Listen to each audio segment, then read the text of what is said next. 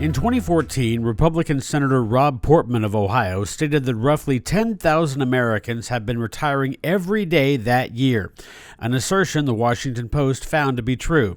A Pew Research study showed that the number has been increasing each year and skyrocketed in 2020 due to the pandemic.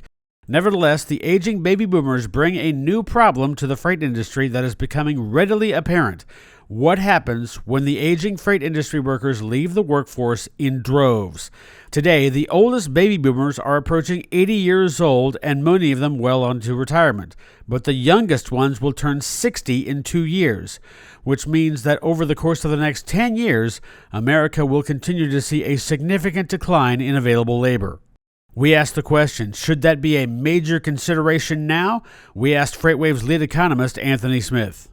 I think there's definitely an issue kind of building up right now. I mean, when you're looking at, like you said, the baby boomers, such a large generation, there's also going to be those other issues when you lose out on some baby boomers retiring, and that's going to be essentially like a brain drain effect. If you think about something that you're just good at, that you've kind of mastered an art or a skill, that will definitely get lost if you don't have that type of mentorship. If you have some of those, knowledge gems that are falling between the cracks, that's definitely going to be a pretty big hit there. University of Arkansas professor of practice Dr. Mark Scott not only sees retiring truck drivers as a problem, but why they are retiring is something that needs to be taken into consideration. Truck drivers are a key constituent of achieving any form of sustained and improving performance in freight networks. And the rate at which truck drivers are retiring, one, but also two, over the past couple years, because of some of the dynamics to do with the coronavirus pandemic, which there's also been some level of attrition as a result of that pandemic from the industry, compounded by what have been traditionally high turnover rates.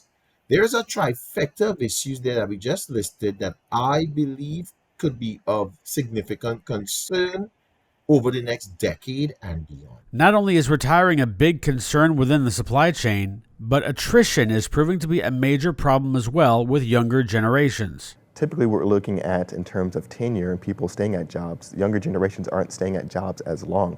It's very likely that someone might be in an industry for maybe 2-5 years max and then shift into something else. And then they'll shift into something else and then shift into something else. So I think being able to pull in new talent is going to be a potential issue a little bit later on down the line. And then being able to retain that talent is going to be an issue.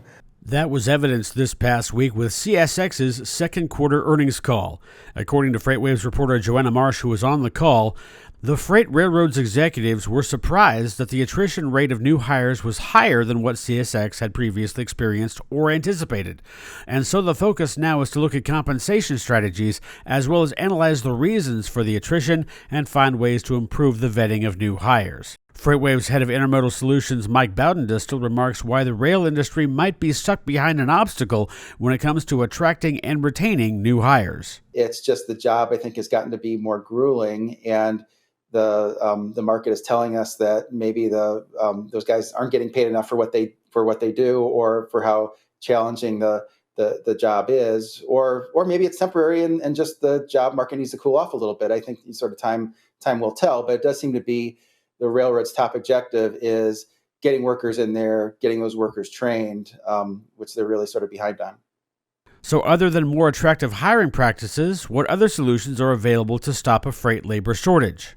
An answer to some of it is going to be within automation and being able to do more with less. And so when we look at different type of autonomous systems, or if it's kind of some kind of like a convoy system, whatever the solution might be, I think that's going to be the answer when you look at most parts of the supply chain. But the problem here is how long it will take automation to fill the jobs retirees might be leaving.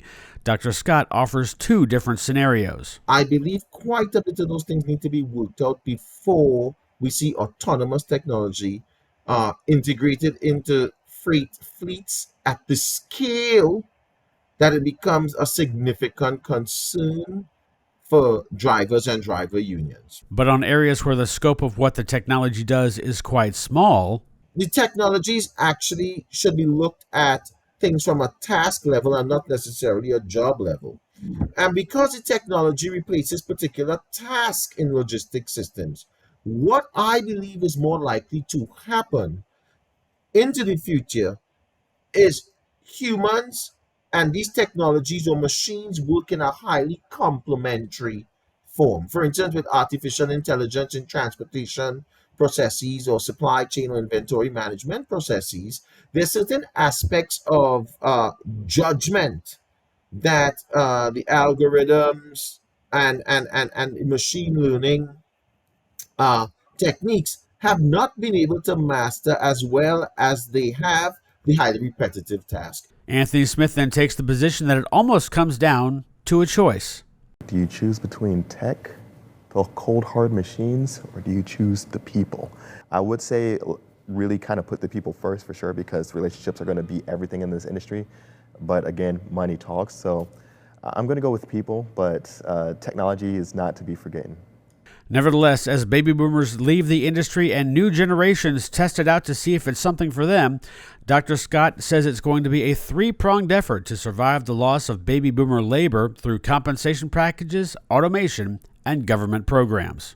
If I look forward 10 years from now, I believe innovative education programs coupled with support from policy and regulation and all of that buttressed or supported or augmented by significant technological advancements and implementation should allow us to subvert or dampen the adverse effects of labor shortages or issue in transportation and logistics systems in the future.